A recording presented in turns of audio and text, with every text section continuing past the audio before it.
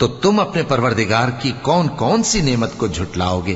ان دونوں میں بہت سی شاخیں یعنی قسم قسم کے میووں کے درخت ہیں، تو تم اپنے پروردگار کی کون کون سی نعمت کو جھٹلاؤگے؟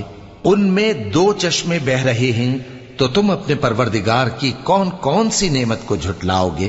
ان میں سب میوے 2 قسم کے ہیں، تو تم اپنے پروردگار کی کون کون سی نعمت کو جھٹلاؤگے؟ اہل جنت ایسے بچھونوں پر جن کے استر اطلس کے ہیں تکیہ لگائے ہوئے ہوں گے، اور دونوں باغوں کے میوے قریب جھک رہے ہیں، تو تم اپنے پروردگار کی کون کون سی نعمت کو جھٹلاؤگے؟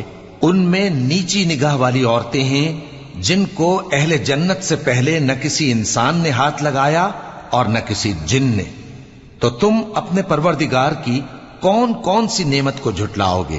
گویا وہ یاقوت اور مرجان ہیں، تو تم اپنے